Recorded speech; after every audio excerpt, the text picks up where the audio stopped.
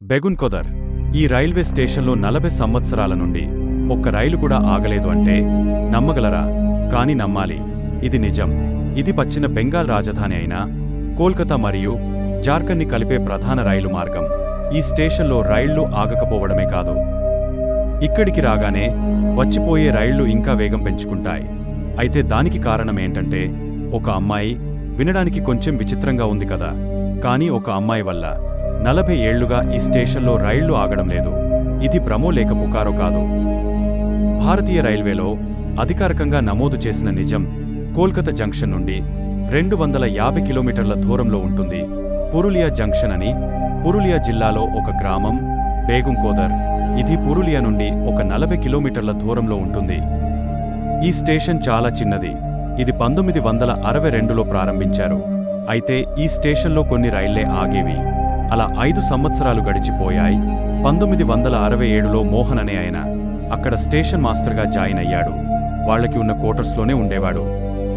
అయితే ఒకరోజు రాత్రి 7 గంటల సమయంలో అతను ఒక అమ్మాయి రైలుతో పాటు పరుగెత్తడం చూశాడు.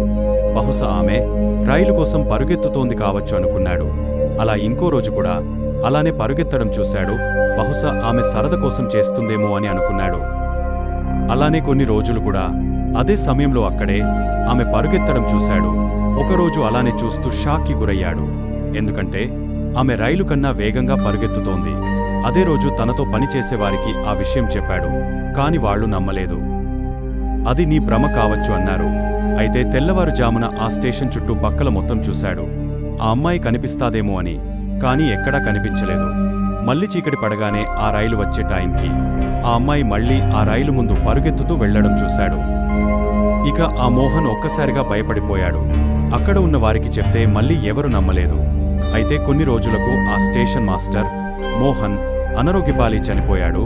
మళ్లీ కొన్ని రోజులకు ఆ స్టేషన్కి ఇంకో స్టేషన్ మాస్టర్ వచ్చాడు.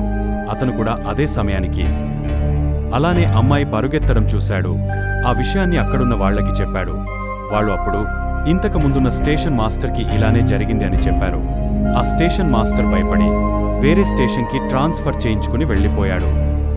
తరువాత ఇంకో స్టేషన్ మాస్టర్ కూడా వస్తే అతనికి కూడా అలానే జరగడంతో అతను కూడా నాకు వేరే స్టేషన్కి ట్రాన్స్ఫర్ కావాలని చెప్పి వెళ్లిపోతాడు.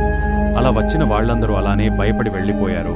కొన్ని రోజులకు చుట్టుపక్కలున్న గ్రామాలకు అందరికీ పుకారుల తెలియడంతో అందరూ భయపడి ఇక్కడ ఏదో దయ్యం తిరుగుతుంది అని నమ్మడం మొదలెట్టారు. ఇలా ఆ అమ్మాయి దయ్యామే అని నమ్మి ఆ స్టేషన్కి రావడమే మానేశారు. అలా అక్కడ పనిచేసేవారు కూడా అందరూ బదిలీ మీద వెళ్లిపోయారు. రాత్రి అయితే ఎవ్వరు కూడా ఆ స్టేషన్ వైపు వచ్చేవాళ్లు కాదు. ఆ చుట్టుపక్కన వాళ్లు కూడా అక్కడ ఒక అమ్మాయి పరిగెత్తాడం మేము కూడా చూసామని చెప్పుకునేవాళ్లు. అది అలా అక్కడి రైల్వే కేంద్రానికి చేరినప్పుడు అక్కడికి వేరే ఉద్యోగుల్ని పంపించడానికి ట్రై చేశారు. కానీ ఎవ్వరు కూడా వెళ్లడానికి ఇష్టపడలేదు. అయినా కూడా ఆ స్టేషన్లో రైళ్లు వస్తూ వెళ్తూ ఉండేవి. అయితే ప్రయాణికులు దిగడం కానీ ఎక్కడం కానీ చేసేవాళ్లు కాదు. ట్రైన్ ఆగడం మాట పక్కన పెడితే స్టేషన్ సమీపించగానే ఇంకా ఎక్కువ వేగంతో ట్రైన్ పరుగులు తీసేది. స్టేషన్ 5-6 కిలోమీటర్ల దూరం ఉంది అనగానే డ్రైవర్ వేగం పెంచేవాడు. స్టేషన్ వైపు ఎవరూ చూసేవారు కాదు. సాధారణంగా డోర్ దగ్గర నిల్చుని ప్రయాణం చేసేవారు కూడా లోపలికి వెళ్లిపోయేవారు. ఈ విషయాన్ని గురించి బెగున్కొదర్ గ్రామంలో ఏ వ్యక్తిని అడిగినా ఒకటే సమాధానం వస్తుంది: ట్రైన్ రాగానే దాని వెంట ఒక అమ్మాయి పరిగెడుతూ వస్తుంది. అయితే ఈ విషయం గురించి కోల్కతా రైల్వే స్టేషన్ కూడా వారి పర్యాటక జాబితాలో చేర్చి అక్కడికి వచ్చే టూరిస్టులకి చూపించాలి అనుకున్నారు. అలా పగటిపుట వెళ్లి చూపించేవారు. ఉన్నవి లేనివి కలిపి చెబుతూ ఉండేవారు. చాలా కాలం గడుస్తోంది. అలా 35-40 సంవత్సరాలు గడిచిపోయాయి. మీడియాలో కూడా దీని గురించిన కథనాలు వెలువడ్డాయి. అలా మీడియా ద్వారా దేశమంతటా ఈ విషయం తెలిసింది. ఈ విషయం పారానార్మల్ పరిశోధకుల సొసైటీకి తెలిసింది. వాళ్ళు అసలు దయ్యాలు ఉన్నాయా లేవా ఇలాంటి విషయాల గురించి తెలుసుకునే ప్రయత్నం చేసేవాళ్లు ఈ రైల్వే స్టేషన్కు వెళ్లి రాత్రంతా అక్కడే ఉండి అసలు నిజం కనుక్కోవాలి అనుకున్నారు. కోల్కతా నుంచి 11 మంది సభ్యులు గల ఒక బృందం కెమెరా మరియు నెగటివ్ ఎనర్జీని గుర్తించే కీటోమీటర్ కూడా వారి వెంట తీసుకెళ్లారు. అవన్నీ తీసుకుని వాళ్లు బెగున్కొదర్ చేరుకున్నారు. ఆ గ్రామ ప్రజలను కలుసుకుని మాట్లాడారు. వాళ్లు ముందే గ్రామం నుంచి వెళ్లిపోమ్మని, రాత్రి 6 తరువాత ఆ సమయంలో పొరపాటున కూడా స్టేషన్ వైపు వెళ్లొద్దు అని, ప్రాణాలకే ప్రమాదమని హెచ్చరించారు. కాని ఆ బృందం ఎలాగైనా సరే ఆ రోజు రాత్రి అక్కడే ఉండి ఈ విషయమేంటో తెల్చాలని అనుకున్నారు. ఆ రోజు రాత్రి వాళ్లు స్టేషన్కు చేరుకున్నారు. ఎక్కడ కూడా వారికి ఎలాంటి నెగటివ్ ఎనర్జీ కనిపించలేదు.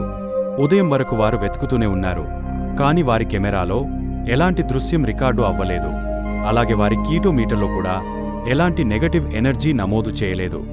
అలా 1967 తర్వాత 2009లో మొదటిసారి కొంతమంది వ్యక్తులు రాత్రి సమయంలో ఆ స్టేషన్లో గడిపారు.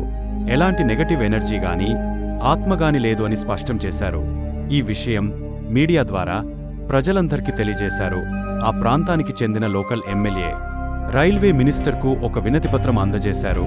స్టేషన్ మళ్లీ ఓపెన్ చేయమని అడిగారు. పశ్చిమ బెంగాల్ ముఖ్యమంత్రి మమతా బెనర్జీ అప్పుడు కేంద్ర రైల్వే మంత్రిగా ఉంది. తన రాష్ట్రానికి సంబంధించిన విషయం కాబట్టి దానిమీద దృష్టి పెట్టారు. తను చెప్పిన తర్వాత రైల్వే స్టేషన్ను క్లీన్ చేసి రంగులు వేయించారు. రైలు ఆగడానికి సమయం కూడా ఏర్పాటు చేశారు. మొత్తానికి 42 సంవత్సరాల తర్వాత సెప్టెంబర్ 2009లో 11 గంటలకు ఖరగ్పూర్ నుంచి వెళ్లే ట్రైన్ అక్కడ ఆగింది. హిస్టారికల్ స్టోరీస్ ఛానల్ని సబ్స్క్రైబ్ చేసుకోండి. ఇలాంటి ఎన్నో విషయాలు తెలుసుకోండి. Thank you friends.